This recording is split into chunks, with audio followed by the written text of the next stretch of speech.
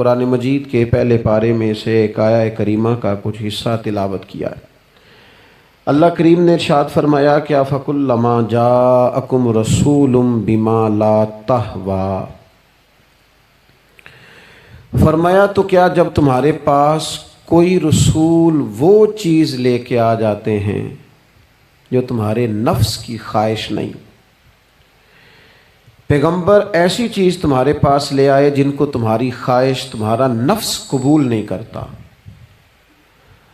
لا تہوی انفسکم مستکبرتم، جن کو تمہارا نفس قبول نہیں کرتا تو پھر تم تکبر کرتے ہو، تمہارے نفس پر وہ چیز گراں گزرتی ہے، تمہاری خواہش کے وہ چیز خلاف ہوتی ہے، تمہاری مرضی کے مخالف ہوتی ہے، پھر وہ تم اس سے تکبر کرتے ہو۔ فَفَرِيقًا كَذَّبْتُمْ، تو ایک گروہ ان میں سے انبیاء کو جھٹلاتا ہے، معاذ اللہ، ایک گروہ کیا کرتا ہے؟ نبیوں کو جھٹلاتا ہے، نبیوں کو، اور دوسرا اس سے بھی آگے بڑھ جاتا ہے، وَفَرِيقًا تَقْتُلُونَ، اور ایک گروہ ان کو شہید کر دیتا ہے۔ انبیاء کرام علیہم السلام کی جو تعلیمات ہوتی ہیں وہ کامل، اکمل اور مکمل ہوتی ہیں۔ انبیاء کرام علیہم السلام معصوم ہوتے ہیں۔ نبیوں میں معاذ اللہ نہ ظاہری طور پر کوئی نقص ہوتا ہے نہ باطنی طور پر نقص ہوتا ہے۔ اللہ تعالیٰ انبیاء کرام علیہم السلام کو بڑے قبیلوں میں پیدا فرماتا ہے، ان قبیلوں میں جو اس دور کے اندر لوگوں میں بڑی قدر کی نگاہ سے دیکھے جاتے ہیں، ان میں نبی آتے ہیں۔ انبیاء کرام کو اللہ تعالیٰ حسن و جمال دیتا ہے، قد و قامت دیتا ہے، ان کو اللہ تعالیٰ پر وجیح چہرے دیتا ہے، کامل تعلیمات دیتا ہے۔ اور سب سے بڑی بات یہ ہے کہ انبیاء معصوم ہوتے ہیں، ان کے اندر کوئی نفسانی خواہش ہی نہیں ہوتی، نبی کوئی خطا کرتے ہی نہیں۔ کامل، مکمل، اکمل تعلیم نبی لے کے آتے ہیں، لیکن اللہ کا قرآن کہتا ہے کہ جب وہ چیزیں تمہاری نفس کی خواہش کے خلاف ہوتی ہیں، چیزیں بالکل مکمل ہیں، کامل ہیں، اکمل ہیں، نبی معصوم ہیں۔ عام آدمی اگر کوئی بات کرتا ہے تو اس کی بات میں نقص رہ جاتا ہے، کمزوری رہ جاتی ہے، کسی دانشور سے، کسی شاعر سے، کسی ادیب سے، کسی آپ جس نے اپنی دانش بینش کے حساب سے کوئی بات کی ہے، آپ اگر اس سے کوئی تربیت لیتے ہیں تو اس کی بات میں کمزوری رہ جائے گی، عام آدمی ہے۔ انبیاء کرام علیہم السلام کی تعلیمات جو ہوتی ہیں وہ ذاتی نہیں ہوتی، وہ وحی الہی کے ساتھ ہوتی ہیں، ان میں کمزوری کوئی نہیں ہوتی، نقص کوئی نہیں ہوتا۔ انبیاء کرام علیہم السلام خوبصورت ہوتے ہیں، نورانی ہوتے ہیں، یعنی کسی بندے نے معاذ اللہ ان سے کوئی ایسی چیز نہیں دیکھی ہوتی جس سے کہ قباحت پیدا ہو، نقص پیدا ہو۔ انسان دور ہٹے، انہیں اللہ تعالیٰ ظاہری، باطنی، معنوی حسن دے کے دنیا میں بھیجتا ہے، کیوں نہیں لوگ مانتے؟ 950 سال حضرت نوح علیہ السلام نے تبلیغ فرمائی، اور میرے بھائی 1.5 دن میں بندہ تھک جاتا ہے، اکتا جاتا ہے، ہف جاتا ہے، عام آدمی کی بات کر رہا ہوں۔ 950 سال تبلیغ کی، اور تبلیغ کرنے والا بندہ کامل ہے، مکمل ہے، اکمل ہے، دردمند ہے، سونا ہے، نہیں ماننے لوگ۔ کیوں؟ قرآن کہتا ہے اس کی وجہ یہ ہے کہ چیزیں وہ ہیں جو ان کے نفس کی خواہش کے خلاف ہیں، جو یہ ان کے نفس کی اور باطنی جو خواہشات ہیں ان کے مخالف ہیں، نہیں مانتے۔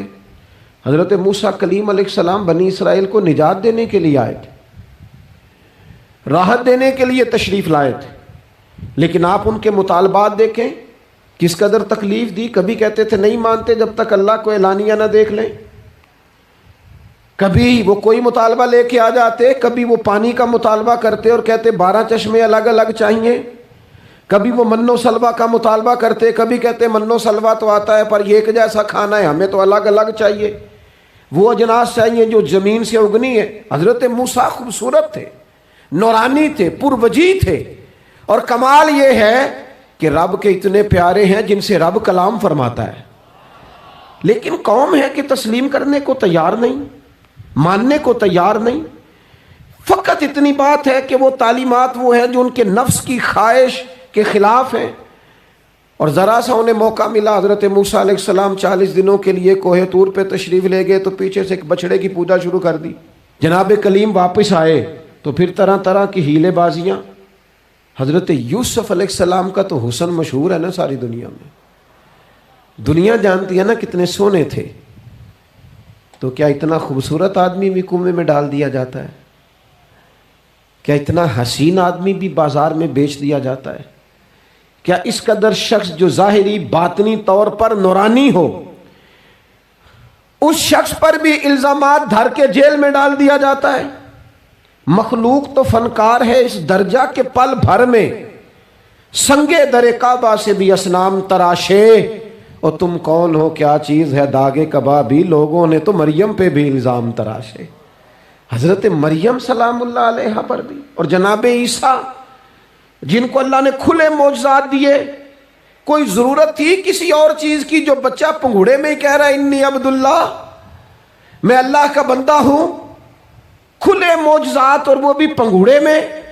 لیکن قرآن کہتا ہے تعلیمات وہ تھیں کہ جو ان کی نفس کی خواہش کے خلاف تھیں، لہذا نفس کی خواہش، وہ جو ایک جگہ پہ قرآن مجید نے کہا نا کچھ لوگوں نے نفس کی خواہش کو خدا بنا لیا، وہ چونکہ خواہشات نفسانیہ کے خلاف تھیں، نتیجہ اس کا یہ نکلا کہ ان لوگوں نے پیغمبروں، رسولوں، انبیاء، اللہ کے محبوب بندوں کو جھٹلا دیا، یہاں تک کہ قتل کر دیا۔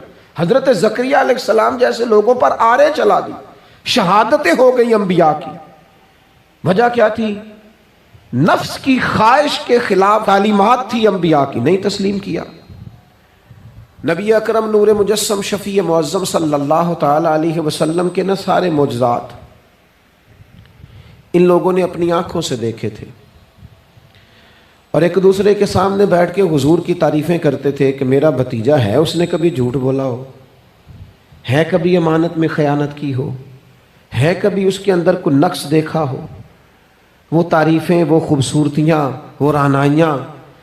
لیکن جب حضور نے اعلان نبوت کیا نا، اب وہ جو خواہشات نفسانیہ تھی نا، وہ جو باطن کے اندر خواہشات مچلتی تھی، میں سردار ہوں، میرے ڈھیر سارے غلام ہونے چاہیے، میں کسی کو اپنا داماد قبول نہیں کرتا لہذا بیٹی کو زندہ دفن کروں گا، میں یہ کیسے قبول کر لوں کہ غریب آدمی میرے برابر میں آ کے بیٹھ جائے، برادری کی اونچ نیچ کیسے چھوڑ دوں۔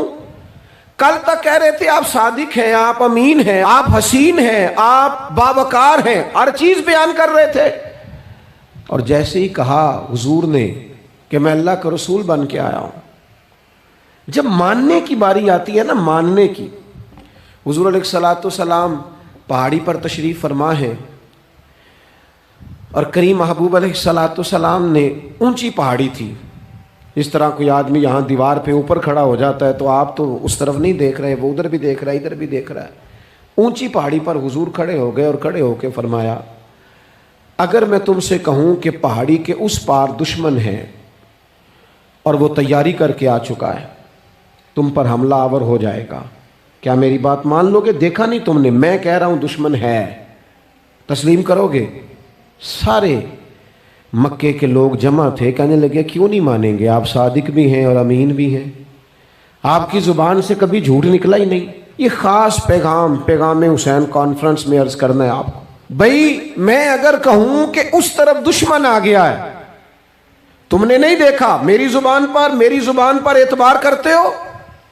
یا رسول اللہ آپ صادق اور امین ہیں، آپ نے کبھی جھوٹ بولا نہیں، خیانت کی نہیں، 100% یقین ہے، مان لیں گے؟ یہ بات ماننے کو تیار ہیں، یہ بات تسلیم کرنے کو تیار ہیں کہ آپ صادق اور امین ہیں، تو حضور نے فرمایا جس زبان سے تم یہ ماننے کو تیار ہو نا کہ اس طرف دشمن کھڑا ہے حملہ کر دے گا، اس زبان سے یہ بھی مان جاؤ کہ میں اللہ کا سچا رسول بن کے آیا ہوں۔ آپ میری بات کو سمجھیں، تھوڑی دیر پہلے بیک وقت کہہ رہے ہیں بالکل آپ جو کہتے ہیں حق اور سچ ہے، اور اب جب کہا میں رسول ہوں مان جاؤ، تو معاذ اللہ تعالیٰ ابو لہب کہنے لگا آپ کے ہاتھ ٹوٹ جائیں، آپ نے ہمیں اس کام کے لیے بلایا تھا، طرح طرح کی بولیاں بولنے لگے۔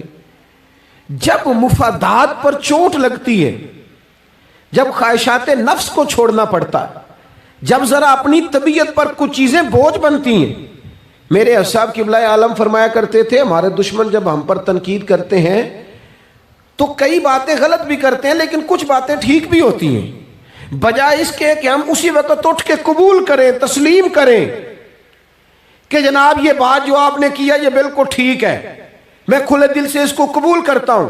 اتنی جرت کون کرے؟ اتنی ہمت کا مظاہرہ کون کرے؟ وہ چیزیں جو ہمارے نفس کی خواہش کے خلاف ہوتی ہیں ہم قبول کرنے کو تیار ہی نہیں ہوتے. لیکن جو مزاج دین ہمیں عطا کرتا ہے، وہ دین ہمیں یہ عطا کرتا ہے کہ جب تم یہ دیکھو نا کہ بات جو ہو رہی ہے وہ بات ٹھیک ہے، اگرچہ میرے مفادات کے بھی خلاف ہے، اگرچہ میرے نفس کی خواہش کے بھی خلاف ہے، اگرچہ میری سرداری کے بھی خلاف، ہو سکتا ہے میرا مالی نقصان بھی ہو، لیکن چونکہ ٹھیک ہے لہذا مجھے قبول کر لینی چاہیے.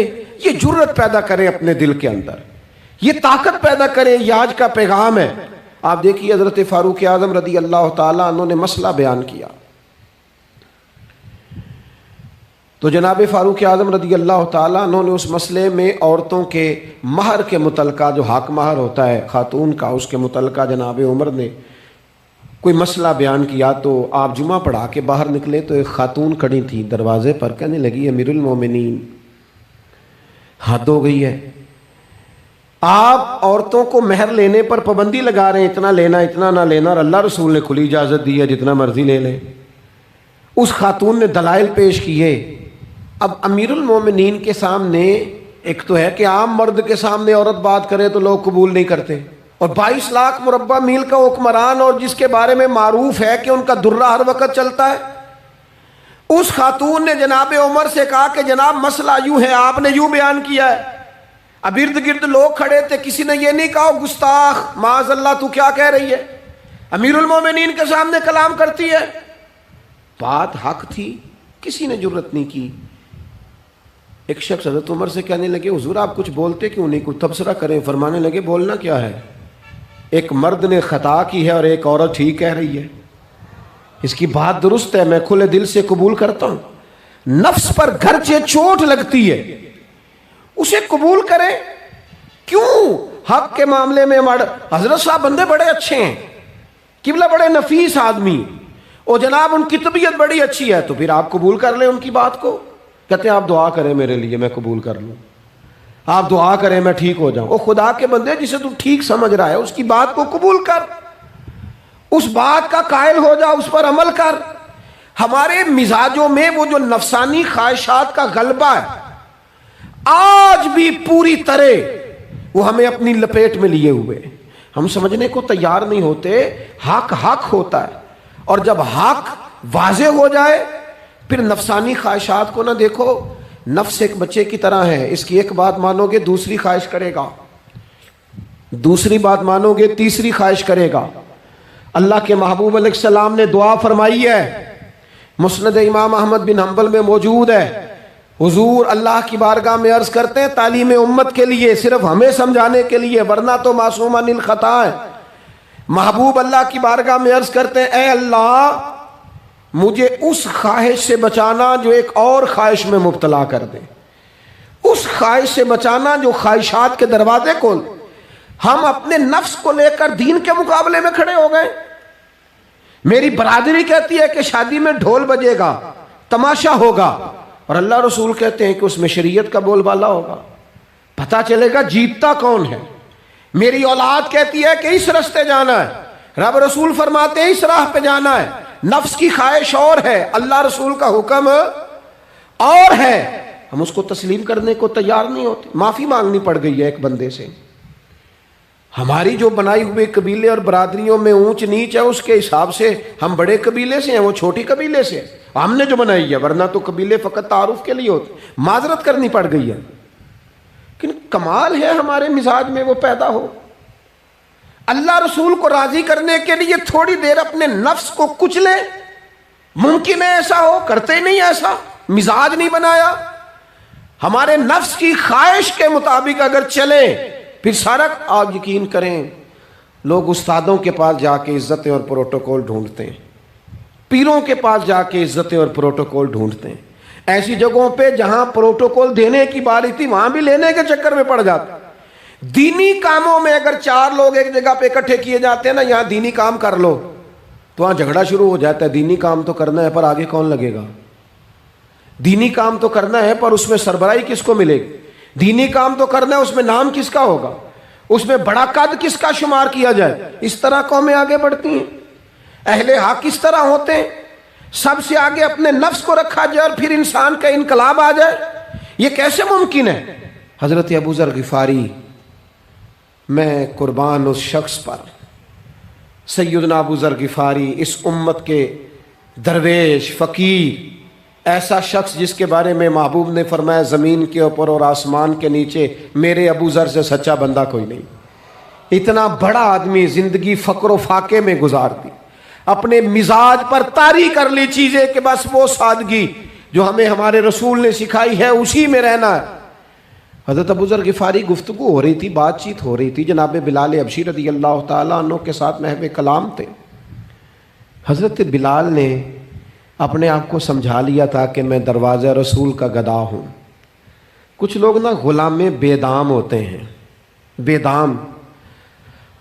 ہمارے ہاں نا کچھ لوگوں کا پروٹوکول ہوتا ہے، اور کچھ لوگ ایسے ہوتے ہیں جو صبح سے لے کے شام تک جھاڑو دے رہے ہوتے ہیں، خدمتیں کر رہے ہوتے ہیں۔ میں آپ کو صحیح معنوں میں بتاؤں تو اصل حقدار وہ ہوتے ہیں لوگ، اصل ڈیوٹیاں ان لوگوں کی ہوتی ہیں۔ حضرت بلال حبشی نے طے کر لیا تھا کہ میں نے بس نوکری کرنی اور توجہ سے کرنی ہے۔ اور میں آپ کو دل کی بات بتاؤں، میں نے بڑے کیمرے دیکھے اپنی زندگی میں، میں نے بڑا کچھ دیکھا تھوڑے وقت میں۔ میں آپ سے عرض کروں، وہ بڑی مزیدار زندگی ہوتی ہے جس میں انسان تھوڑا پیچھے بیٹھا ہوا ہوتا ہے، جس میں نا بہت سارے کام ہیں۔ میں تھوڑے دن پہلے ایک جگہ جماعت کرانے کے لیے کھڑا ہوا، ایک صاحب نے جماعت کی ویڈیو بنانی شروع کر دی، بعد میں مجھے دوست بتانے لگے، او خدا کے بندے، عبادت تقریر میں کبھی رونا آ جاتا تھا، دعا میں رونا آ جاتا تھا، میں نے ضبط کرنا شروع کر دیا، چھوڑ دیا۔ لوگ آنسو بیچنے لگ جاتے، پیر صاحب رو پڑے۔ پیر صاحب کس بات پہ روئے؟ او خدا کے بندو، پیر کو معافی لے لینے دو اللہ رسول سے، اپنے لیے اپنے سنگیوں کے لیے اللہ کے حضور اسے آنسو بہانے دو۔ کوئی چیز تو کیمرے سے باہر رہے، کچھ چیز تو۔ کیا خوبصورت لفظ ہے مولا علی شیر خدا کے، فرماتے ہیں اسے مبارک ہو جسے تھوڑے لوگ جانتے ہیں، اسے مبارک ہو۔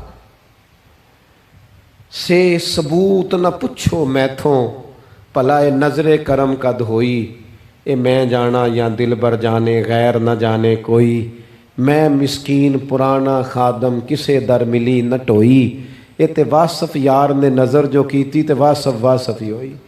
یہ تو اس کا فیصلہ ہے، ہمارے لیے مقام شکر ہے، ہر مقام پر شکر گزار ہیں، عاجزی کرتے ہیں، لیکن جو معاشرے کا ماحول بن گیا، یعنی ایک بندے سے بھی آپ بغیر کیمرے کے ملاقات ہی نہیں کر سکتے۔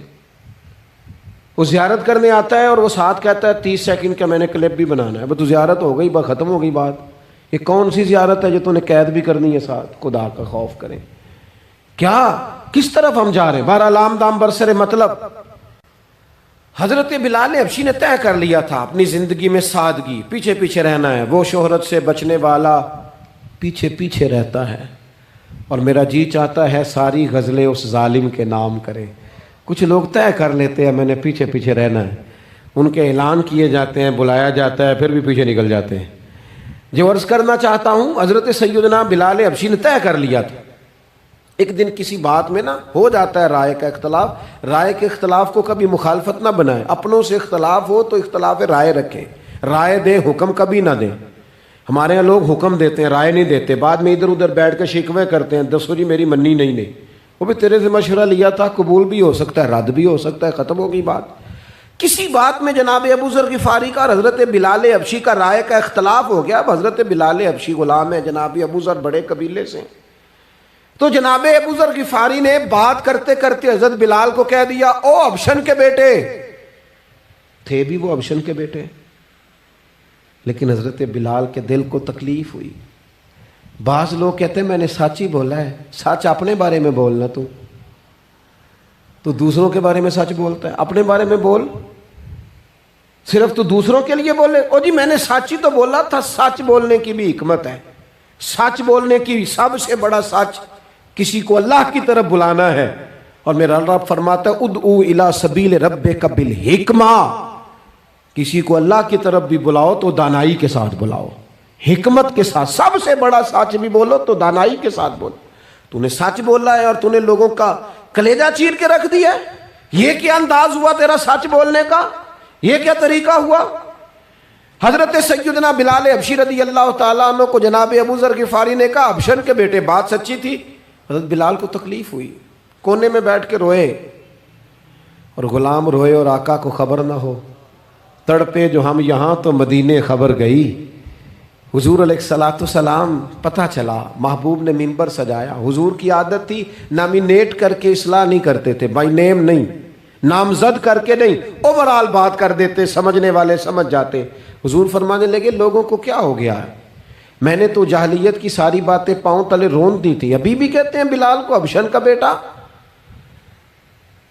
حضرت ابو ذر غفاری کہتے ہیں باقی تو کوئی نہ سمجھے تو میں سمجھ گیا. بڑا مشکل ہوتا ہے مجمعوں میں اٹھ کے معافی مانگنا. ہمارے ہاں بعض لوگ معافی بھی اس طرح مانگتے ہیں کہ یوں لگتا ہے گن بھی ساتھ پکڑی ہوئی ہے, معافی دو ورنہ گولی مار دوں گا. معافی مانگنے کا بھی طریقہ سلیقہ نہیں آتا. اور دنیا میں کچھ ایسے نفس پرست ہیں ان کو استادوں سے معافی مانگنے پڑی تو نہیں مانگ سکتے. مشائخ سے معافی مانگنے آتی ہے تو نفس کے بندے بن کے نفس کی غلامی کرتے ہیں, لیکن اپنی عزت کی جگہوں کو بھی درست نہیں کرتے. کتنا بڑا مجرم ہے جو باپ سے بھی معافی نہ مانگ سکے, جو ماں سے بھی نہ کہہ سکے میں غلطی کر گیا تھا. اتنی بڑی نفس پرستی. تو نے آقا بنا لیا اپنے نفس کو اپنا. مجمعوں میں معافی مانگنا, اعتراف کرنا, حق کو قبول کرنا, اپنے نفس کو ذبح کرنا.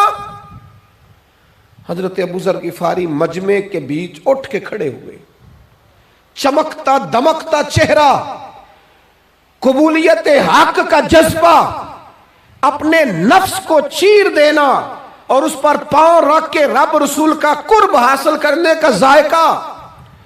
جناب ابو ذر غفاری حضرت بلال کے قریب گئے اور پھر ان کے سامنے لیٹ گئے, رو کے کہنے لگے حبشن کے بیٹے اٹھا اپنا پیر اور رکھ میرے سینے پہ.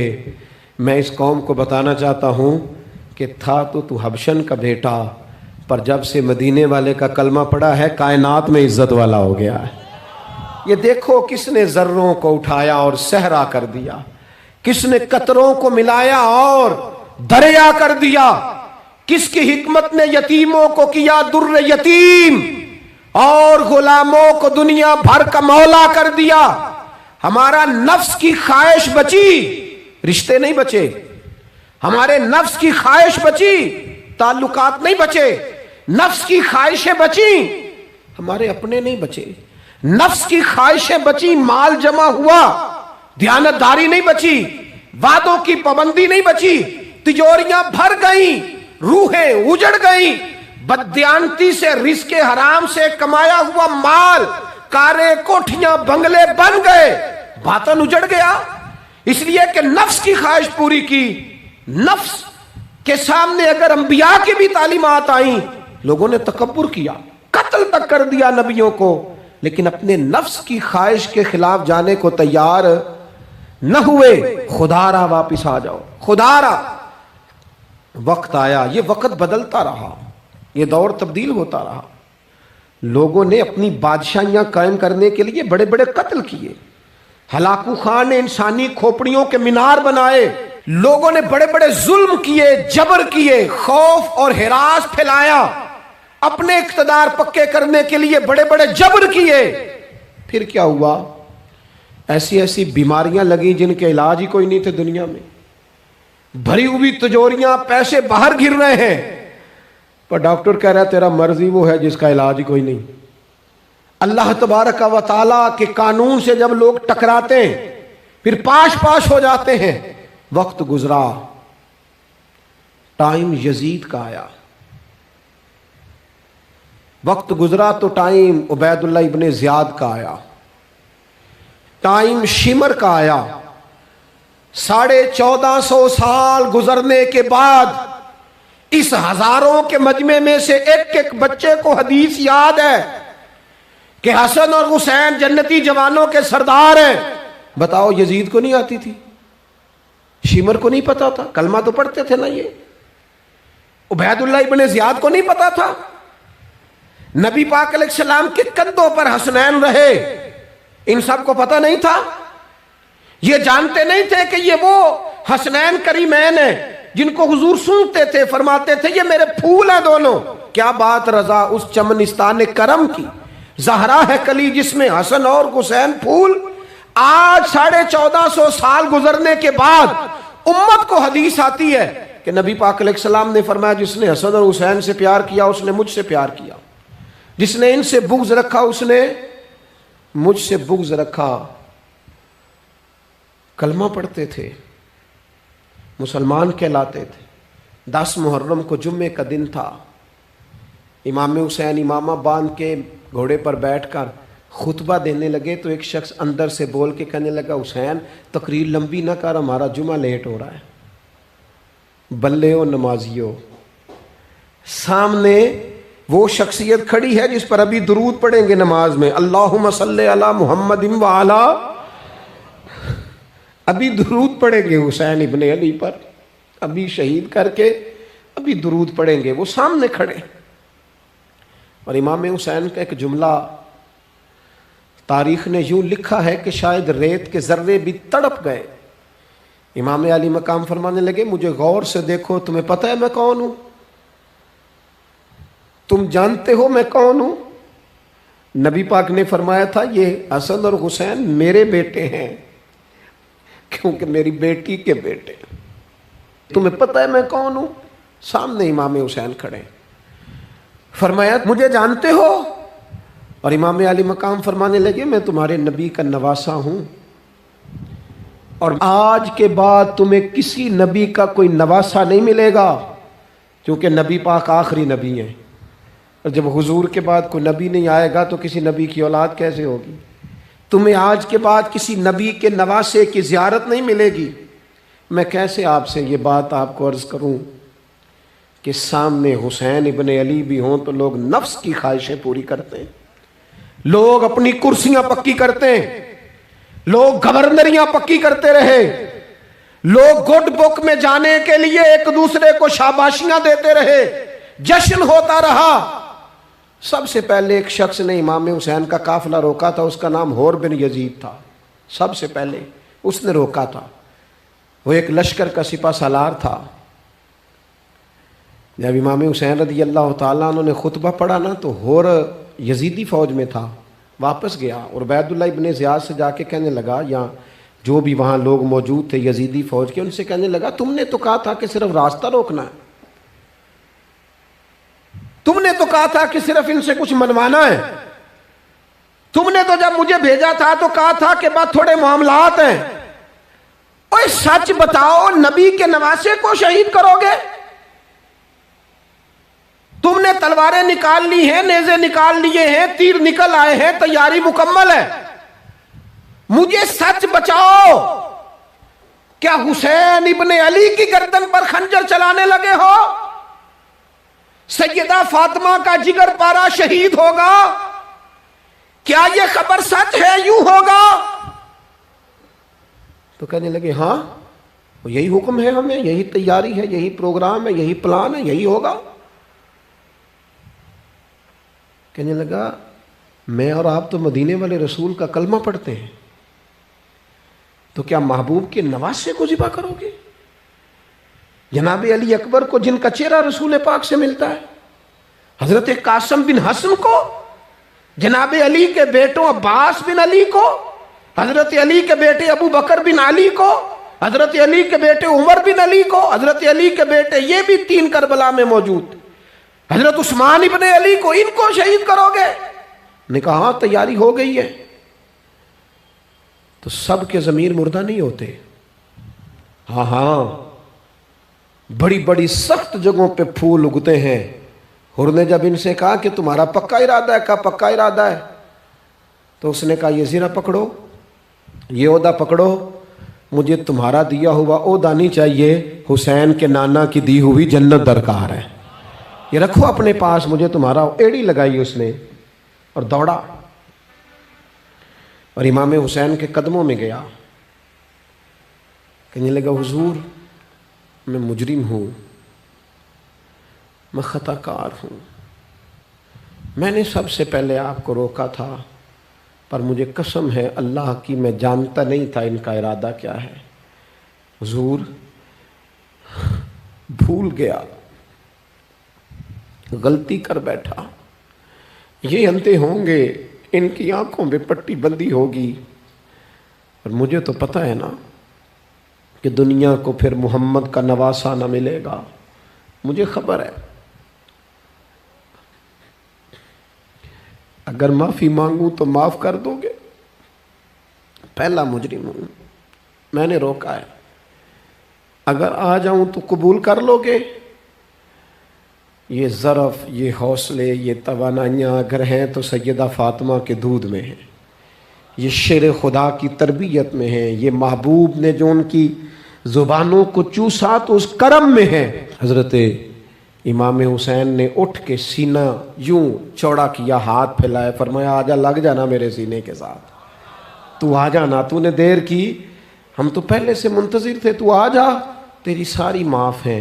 ہور کے مقدر جاگے. امام علی مقام کے لشکر میں شامل ہوا. بعض نے لکھا ہے جو لوگ ابتدا میں شہید ہوئے امام حسین کی طرف سے، ان میں ہور شامل. خدا را کچھ خواہشات، کچھ نفسانی باتیں چھوڑ دو. سارا دن اپنے آپ کو ہی منواتے رہنا. اپنی ضد کے سامنے لوگ بڑے بڑے ادارے تباہ کر دیتے، بڑی بڑی جماعتیں تباہ ہو گئیں، بڑے بڑے آستانے خیر کے ٹوٹ گئے، لیکن ہماری انا، ہماری ضد، ہمارا تکبر، ہماری اپنے لیے خواہشات یہ ختم نہ ہو سکیں. امام حسین رضی اللہ تعالیٰ عنہ کو جن لوگوں نے شہید کیا انہیں حضور کا خون نظر نہیں آیا، نفس کی خواہشیں نظر آئیں، جائیدادیں نظر آئیں. لیکن پتہ ہے کمال کیا ہے؟ ہمیشہ جو لوگ حق قبول کرتے ہیں نا، اللہ تعالیٰ انہیں یہ عزت عطا کرتا ہے. دو چار باتیں میری ضرور لے کے جانا. یہی لنگر ہے آج پیغام حسین کانفرنس کا. دیکھو آپ کے والد آپ کو جو سمجھاتے ہیں وہ ٹھیک ہے یا جو آپ کہہ رہے ہیں وہ ٹھیک ہے؟ غور کرو. آپ کے اساتذہ اور مشائخ جو آپ کو کہتے ہیں وہ ٹھیک ہے یا جو ضد آپ نے لگا لیا وہ ٹھیک ہے؟ اور سب سے بڑھ کر اللہ رسول کا حکم زیادہ مؤثر ہے یا جو آپ نے اپنی مرضی سے چیزیں طے کی ہیں وہ زیادہ مؤثر؟ اپنی نفسانی خواہشات کو تھوڑی دیر کے لیے کنٹرول کرو، اپنے آپ پر تھوڑی دیر کے لیے پابندی لگاؤ، ایک ایک کر کے اپنی خواہشات کو کچلو. زندگی کے اندر کچھ ایسی چیزیں پیدا کرو جس سے روح تازہ رہے، دل تازہ رہے، طبیعت تازہ رہے، دین بچا رہے. جتنی طلاقیں ہوتی ہیں نا معاشرے میں، ہم سے اگر دن میں 100 لوگ مسئلہ پوچھتے ہیں تو 95 طلاق والے ہوتے ہیں، سوائے اس کے کہ نہ میاں ہارنے کو تیار تھا نہ بیوی ہارنے کو تیار تھی، بالآخر رشتہ ہی ہارا. دونوں کے ہوتے ہوئے بچے یتیموں جیسی زندگی گزارنے لگے. تھوڑی دیر کے لیے لوگ چپ نہیں کیے، سارا کچھ ختم کر لیا. اپنی مزاج کے اندر، اپنی طبیعت کے اندر تحمل پیدا کرو. بردباری، میں ایک دفعہ بہت پریشان تھا، حالات کچھ عجیب رخ اختیار کر گئے، بہت پریشان تھا. تو میں ایک بزرگ کی خدمت میں حاضر ہوا، میں نے کہا دعا فرمائیے گا. تو مجھے کہنے لگے سیدہ زینب کی سیرت پڑھو. تو میں نے پہلے دن آ کے کتاب کھولی نا، تو دربار دمشق میں جو جناب زینب نے کلام فرمایا نا، انسان ٹوٹ جاتا ہے. لیکن انسان حق پہ ہو کہ اگر گلا بھی کٹا لینا تو اس کا مزاج طاقتور رہتا ہے، روح طاقتور رہتی، اسے محسوس ہوتا ہے کہ میں کمزور نہیں پڑا. یزید نے جب کوئی بات کی نا دمشق کے دربار میں، تو حضرت زینب پیچھے بیٹھی تھی پردے کے لوگوں کے درمیان. اس نے جب کوئی بات کی تو جناب زینب وہاں سے اٹھ کے، ہماری خواتین ہر بات پہ روتی ہیں، دو کہیں کہ ختم ہی نہیں ہوتے.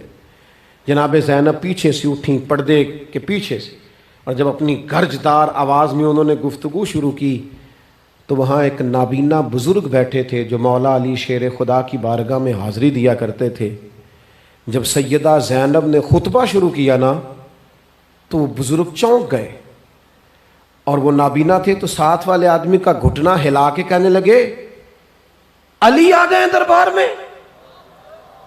علی کی آواز ہے، علی بول رہے ہیں دربار دمشق میں. وہ زینب کا خطاب منبر پہ علی بول رہے ہوں جیسے. علی آ گئے، وہ گرج آواز میں، وہ تنتنا، وہ دبدبا، وہ وفاداری، وہ ان کی بات میں صداقت، کانپ گئی ہر چیز دربار کی۔ اور امام زین العابدین بیمار بھی تھے، مسافر بھی تھے، پریشان بھی تھے، لیکن جب یزید سے انہوں نے کہا نا مجھے خطبہ دینے دے، تو چند منٹ گفتگو کی امام زین العابدین نے، تو کہنے لگا اذان پڑھو جماعت کرائیں، اس لیے کہ ان کی باتوں میں وہ حق ہوتا ہے۔ میں دیکھتا ہوں ہماری سب کی اپنی اپنی خواہشیں ہیں، اپنے اپنے رویے ہیں، اپنا اپنا مزاج ہے۔ اگر لوگوں کو کسی جگہ بھی ملک کی ملی اور دینی پروگرام کے لیے جمع ہونے کو کہا جائے، ہم تیار نہیں۔ کیا کیا جاتا ہے ہمارے ساتھ؟ ہمارے ضمیر اس لیے خریدے جاتے ہیں کہ ہم خواہشات کے بندے ہیں۔ الگ الگ کر کے کسی کو کہا جاتا ہے تیرا کاروبار چمک جائے گا، کسی کو کہا جاتا ہے تیرا وہ نظام ٹھیک ہو جائے گا، الگ الگ کر کے لوگوں کو خرید لیا جاتا ہے۔ لیکن اگر خواہشات تھوڑی ہوں، اللہ کی رضا پر چلنے کا جذبہ زیادہ ہو، تو میرے عزیز زندگی آسان ہو جائے گی۔ میں تو امام علی مقام رضی اللہ تعالیٰ عنہ اور یزید کے معاملے میں ایک ہی بات سمجھا ہوں، سب کو پتہ تھا یہ حسین ابن علی، سب کو پتہ تھا حق ان کے ساتھ ہے، سب جانتے تھے ان سے زیادہ عظمت کسی کی نہیں، لیکن اپنے نفس کی خواہشوں پر کنٹرول نہیں کر سکے۔ پوری امت کا اس وقت مسئلہ ضروریات کا نہیں، خواہشات کا ہے۔ 2 قدم پیچھے ہٹیں خواہشوں کے لیے، 4 قدم آگے بڑھیں دین کے لیے۔ 2 قدم پیچھے ہٹیں اپنی خواہشات کو چھوڑیں، 4 قدم آگے بڑھیں ملک کے لیے، ملت کے لیے۔ 2 قدم پیچھے ہٹیں اپنی خواہشات کو چھوڑیں، 4 قدم آگے بڑھیں نظریے کے لیے اور فکر کے لیے اور امام حسین کے پیغام کے لیے۔ آج میں آپ سے گزارش کروں گا، اگر انا بچاؤ گے تو روحانیت نہیں بچے گی، اگر نام بناؤ گے تو کام نہیں ہوگا۔ فاضل بریلوی نے کہا تھا بے نشانوں کا نشان مٹتا نہیں، ہمارا تو مٹتے مٹتے بھی نام ہو ہی جائے گا۔ اپنی زندگی سے نفسانی خواہشات کو نکال دو، ورنہ یہ بڑے بڑے فضیلت معاب لوگوں کے سامنے بھی کھڑی ہو جاتی ہے، بے ادب کرتی ہے، بندے کو یہ گستاخ بناتی ہے معاذ اللہ۔ بڑی جگہ انسان زیادتیوں پہ، آج بھی کچھ لوگ کہتے ہیں فلاں آدمی اتنا نیک ہے تو پھر فلاں بندہ مخالفت کیوں کرتا ہے؟ میں نے کہا جو نبیوں کی مخالفت سے باز نہیں آئے، جو صحابہ کی مخالفت سے باز نہیں آئے، اہل بیت کی مخالفت، جو حسین ابن علی کے سامنے کھڑے ہو گئے، کوئی نیک آدمی کس کھاتے میں؟ اللہ کا قرآن کہتا ہے یجاہدون فی سبیل اللہ ولا یخافون لومۃ لائم ذالک فضل اللہ یؤتیہ من یشاء۔ کچھ لوگ اللہ کے راستے میں جہاد کرتے ہیں تو لوگ ان کی ملامت بھی کرتے ہیں، انہیں برا بھی کہتے ہیں، پر وہ کسی کی پرواہ نہیں کرتے۔ یہ ان پر اللہ کا فضل ہے، اور یہ فضل رب جسے چاہتا ہے اسے عطا کرتا ہے۔ آپ حضرات آج اس محفل سے یہ لنگر لے کے جائیے گا کہ کہیں میری روحانیت کے سامنے میری نفسانی خواہشات تو نہیں کھڑی ہو گئیں۔ تھوڑا سا 2 قدم پیچھے ہٹنا ہے ہم نے، امام علی مقام سے فیض لینا ہے، امام حسین کی عظمتوں کو سلام کرنا ہے۔ سر اٹھا کے جینا چاہتے ہو تو امام حسین کا طریقہ اپنا لو، ان کے رستوں کے مسافر بن جاؤ۔ زندگی وقار کے ساتھ گزرے گی، خودداری کے ساتھ گزرے گی، عزت نفس کے ساتھ گزرے گی۔